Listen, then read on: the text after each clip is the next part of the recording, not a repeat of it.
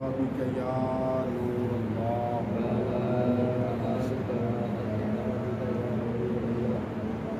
نماز کے فرائض کے حوالے سے بیان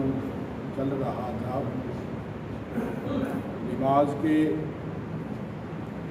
فرض جسے قرات کہتے ہیں اس کے مسائل جاری اور ساری تھے، اسی سلسلے کو آگے بڑھاتے ہیں۔ فرض نماز میں ٹھہر ٹھہر کر قرات کرنا چاہیے اور تراویح میں متوسط یعنی درمیانے انداز میں، اور نوافل میں جلد پڑھنے کی اجازت ہے، مگر جلدی میں اس طرح پڑھا جائے کہ سمجھ میں آئے، یعنی کم از کم اس کے حروف صحیح طریقے سے اس کے مخرج کے ساتھ ادا کیے جائیں، اور ایسا نہ کرنا کہ حروف کو اس کے مخرج کے ساتھ یعنی صحیح طریقے سے ادا نہ کرنا یہ حرام ہے، کیونکہ قرآن کو ترتیل سے پڑھنے کا حکم ہے۔ اسی طرح سے قرآن پاک کو الٹا پڑھنا، یعنی پہلی رکعت میں بعد والی صورت پڑھنا اور دوسری رکعت میں اس سے پہلے والی یا اوپر والی صورت کا پڑھنا، یہ سخت گناہ ہے۔ مثلا پہلی رکعت میں سورہ کافرون قل یا ایھا الکافرون پڑھی اور دوسری رکعت میں سورہ فیل پڑھ دی، یعنی الم تر کیف فعل ربک باصحاب الفیل پڑھا، تو یہ قرآن پڑھنا اس طرح سے یہ سخت گناہ ہے۔ الٹا قرآن پڑھنے سے سخت وعید یعنی سزا سنائی گئی ہے۔ حضرت عبداللہ بن مسعود رضی اللہ تعالی عنہ فرماتے ہیں کہ جو قرآن الٹا یعنی الٹ کر پڑھتا ہے وہ کیا خوف نہیں کرتا کہ اللہ اس کے دل کو الٹ دے؟ اگر بھول کر خلاف ترتیب الٹا پڑا تو اس پر گناہ نہیں، نہ سجدہ ثواب ہے، لیکن الٹا پڑھنے والا جان بوجھ کر گناہگار ہے۔ اور اسی طرح اگر امام نے بھول کر پہلی رکعت میں سورہ ناس اور دوسری رکعت میں سورہ فلق پڑھ دی، اگر بھول کر ایسا کیا گیا تو نماز میں حرج نہیں اور نہ ہی سجدہ سہو کی ضرورت ہے۔ اگر قصداً ایسا کیا تو گناہگار ہوگا، لیکن نماز ہو جائے گی۔ اسی طرح سے پہلی رکعت میں پڑھی سورت پڑھنا اور دوسری رکعت میں پہلی رکعت والی سورت کے بعد والی چھوٹی سورت کو چھوڑ کر اس چھوٹی سورت کے بعد والی بڑی سورت کا پڑھنا یہ بھی مکروہ ہے۔ ایک سورت پڑھ لی اور پھر اسے درمیان میں سورہ فیل جیسے پڑھ لی اور پھر الم تر کیف فعل ربک باصحاب الفیل پڑھا، اور اس کے بعد پڑھنا تھا دوسری رکعت میں لإیلاف قریش، اس کو پڑھنا تھا، لیکن کسی نے اس کو نہ پڑھا بلکہ اس نے ارأیت الذی یکذب بالدین پڑھ دیا۔ یہ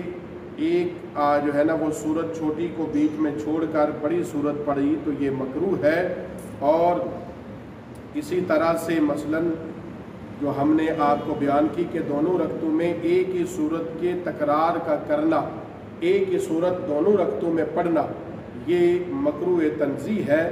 جبکہ کوئی مجبوری نہ ہو، اور اگر مجبوری ہو تو بالکل کراہت نہیں۔ مثلا پہلی رکعت میں پوری سورہ ناس یعنی قل اعوذ برب الناس پڑھی، تو اب دوسری رکعت میں بھی یہی پڑھے، یا دوسری رکعت میں بھی بلا قصد پہلی رکعت والی صورت پڑھنا شروع کر دی، یا اس کو صرف ایک ہی صورت یاد ہے، تو ان تمام صورتوں میں ایک ہی صورت کی دونوں رکعتوں میں یہ تکرار جائز ہے، اسے علماء نے جائز فرمایا ہے۔ نوافل کی دونوں رکعتوں میں ایک ہی صورت کو مکرر پڑھنا یا ایک رکعت میں اسی صورت کو بار بار پڑھنا بلا کراہت یہ جائز ہے۔ قرات میں آیت سجدہ पढ़े तो चाहिए कि तरावी की नमाज हो, चाहे फ़र्द हो या कोई और नमाज हो, अकेला पढ़ता हो या जमात के साथ हो, अगर नमाज में आयत सजदा पढ़े तो फ़ौरन सजदा करे। 3 आयात पढ़ने की मिक़दार के वक़्त से ज़्यादा अगर इसने देर कर दी, आयत सजदा तिलावत करके उसे सजदा ना किया तो ये गुनहगार है। सूरह फातिहा के बाद सूरत सोचने में इतनी देर लगा दी, यानी एक इतने छोटे और आम हर शख्स को नमाज पढ़ते हुए इन मसाइल का सामना होता है, और कि एक शख्स ने सूरह फातिहा पढ़ी और सूरह फातिहा पढ़ने के बाद अब वो सोचने लग गए कि मैं कौन सी सूरत पढ़ूं। सोचते सोचते इतनी देर हो गई कि उन्होंने कितनी देर लगाई, जैसे हमने पहले कई मसाइल में पीछे सुना कि इतनी देर हो कि 3 बार क्या करें, सुबहान अल्लाह सुबहान अल्लाह सुबहान अल्लाह। इतनी देर अगर किसी ने कर दी कि उसने सूरज सोचने में लगा दी तो 3 मरतबा सुबहान अल्लाह कह लिया जाए तो क़िरात में ताख़ीर होने की वजह से तर्क वाजिब हुआ, और वाजिब के छूटने पर सजदा साहब करना ये वाजिब है। नमाज में कुरान पाक से देख कर क़िरात पढ़ने से नमाज फासद हो जाती है। यूँ ही अगर महराब में या मस्जिद की दीवारों पर या कहीं कोई आयात लिखी हैं और नमाज पढ़ने वाला उन आयात को देख कर नमाज पढ़ता है तो उसकी नमाज टूट जाती है। अगर सना और तअव्वुज़ और तस्मिया यानी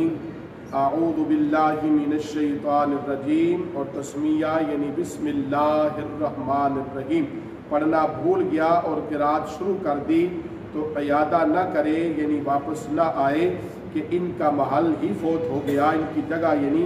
जो पढ़ने की थी वो निकल गई। यूँ ही अगर सना पढ़ना भूल गया और तअव्वुज़ शुरू कर दिया तो सना का इयादा न करे। इमाम ने जहर यानी बुलंद आवाज़ से क़िरात शुरू कर दी तो मुक़्तदी सना न पढ़े, यानी जैसे इमाम साहब नमाज पढ़ा रहे हैं और उन्होंने अलहम शरीफ सूरह फातिहा की तिलावत शुरू कर दी, अब पीछे आने वाला आकर हाथ बांधता है और वो शुरू करता है तो उसे फिर जो है सना नहीं पढ़नी, और इसी तरह से जो है वो मुक्तदी सना ना पढ़े अगरचे दूर वाली सफ़ में होने या बहरा होने की वजह से इमाम की आवाज़ नहीं सुनता हो, जैसे जुमा ईदैन में पिछली सफ़ों के मुक्तदी की बवजह दूर होने के क़िरात नहीं सुन पाते, और अगर इमाम क़िरात यानी आहिस्ता पढ़ते हैं तो मसलन ज़ोहर या असर में तो मुक्तदी सना पढ़ सकता है। लेकिन अगर वो नमाज़ें जिनमें क़िरात बुलंद आवाज़ से है, इमाम ने क़िरात शुरू कर दी तो पीछे आने वाला सना नहीं पढ़ेगा। इसी तरह से क़िरात ख़त्म होते ही मसलन मुत्तसिल रकू करना वाजिब है, यानी किसी ने सूरह फातिहा पढ़ ली नमाज शुरू करके, फिर उसने साथ में सूरत भी पढ़ ली, अब वो सूरत पढ़ के खड़ा हो गया, खामोश खड़ा हो गया और वो रुकू की तरफ नहीं जाता। कितनी देर खड़ा रहता है, जो हमने पहले बयान की कि इतनी देर वो खड़ा रहता है, और वो क़िरात ख़त्म होते ही मुत्तसिल रुकू करना ये वाजिब था, और वो देर तक खड़ा रहा और खड़ा रहने के बाद सोचते सोचते देर हो गई और अब उसने रुकू किया तो ये उसका वाजिब जो है वो क्या हो गया, छूट गया। अगर कोई ऐसा करे तो उस पर सजदा साहब लाज़िम आता है। रुकू के लिए तकबीर कही मगर अभी रुकू में ना गया था, यानी घुटनों तक ही पहुँचने के काबिल नहीं झुका था कि और ज़्यादा पढ़ने का इरादा हो गया तो पढ़ सकता है, कुछ हर्ज नहीं। क्या मतलब, यानी सूरह फातिहा पढ़ने के बाद अब जो है वो उसने सूरत पढ़ता रहा और अचानक रुकू के करीब चला गया, इतना नहीं झुका कि वो घुटनों के बराबर आया हो, पर उसका दिल कर गया कि मैं और क़िरात कर लूँ, तो और पढ़ना चाहे कोई सूरत, कोई क़िरात उसको और आगे बढ़ाना चाहे, तो اس میں حرج نہیں۔ نماز میں الحمد شریف کے بعد سہون یعنی بھول کر صورت ملانا بھول گیا تو اگر رکوع میں یاد آ جائے تو فوراً کھڑا ہو کر صورت پڑھے، پھر دوبارہ رکوع کرے، پھر نماز قائم کر کے آخر میں سجدہ سہو کرے، اور اگر سجدے میں یاد آئے تو صرف آخر میں سجدہ سہو کر کے نماز پوری کرے۔ اس طرح اس کی نماز ہو جائے گی اور دوبارہ پڑھنے کی ضرورت بھی نہیں ہوگی۔ اسی طرح سے نماز میں آیت سجدہ پڑھی اور سجدے میں سہون 3 آیات پڑھنے کے وقت جتنی یا زیادہ دیر تک ہو گئی تو سجدہ سہو کرے۔ اسی طرح سے اگر سری نماز میں امام نے بھول کر آیات بلند آواز سے پڑھ دی تو سجدہ سہو واجب ہوگا، اور اگر سجدہ سہو نہ کیا تو قصداً بلند آواز سے پڑھی تو نماز کا اعادہ کرنا، لوٹانا یہ واجب ہے۔ اسی طرح سے قرآن کی ہر آیت پر وقف مطلقاً بلا کراہت جائز ہے، بلکہ سنت سے مروی ہے، بلکہ جس آیت پر لا کی علامت ہو اس پر وقف کر کے رکوع کر دیا تو بھی نماز ہو جائے گی۔ اسی طرح سے سورہ فاتحہ کی ابتدا میں تسمیہ پڑھنا سنت ہے، یعنی بسم اللہ الرحمن الرحیم پڑھنا یہ سنت ہے، اور سورہ فاتحہ کے بعد اگر کوئی سورت یا کسی سورت کی شروع کی آیت پڑھتے اور ان میں سے پہلے تسمیہ پڑھنا مستحب ہے، پڑھے تو اچھا ہے، اور اگر نہیں پڑھا تو حرج نہیں ہے۔ اسی طرح سے نماز کی ہر رکعت میں امام اور منفرد یعنی امام اور اکیلا کوئی نماز پڑھنے والا اگر سورہ فاتحہ میں وَلَضَّالِّينَ کے بعد آمین کہنا یہ سنت ہے۔ امام کی آواز کسی مقتدی تک نہ پہنچی مگر اس کے برابر والے مقتدی نے آمین کہی اور اس نے آمین کی آواز سن لی، اگرچہ اس مقتدی نے آہستہ کہی ہے تو یہ بھی آمین کہے۔ غرض یہ کہ امام کا سورہ فاتحہ کا اختتام کرنا وَلَضَّالِّينَ کہنا معلوم ہوا اور آمین کہنا سنت ہو جائے گا پیچھے والے کا، پھر چاہے امام کی آواز سننے سے معلوم ہو یا کسی مقتدی کے آمین کہنے سے معلوم ہو۔ یعنی اگر امام کی آواز سن لی سورہ فاتحہ کے اختتام کی، اب اسے آمین کہنا یہ سنت ہے۔ اگر اس نے نہیں سنی، ساتھ والے نے سن لی، اس نے آمین کہی اور ساتھ والے نے سن لی تو اب بھی وہ آمین کہہ سکتا ہے۔ اسی طرح سے سری نماز میں امام نے آمین کہی اور مقتدی نے اس کے قریب تھا اور مقتدی نے امام کی آمین کہنے کی آواز سن لی تو مقتدی کی آمین بھی کہہ لے، اسے بھی اسے ہو جائے گی۔ اللہ رب العالمین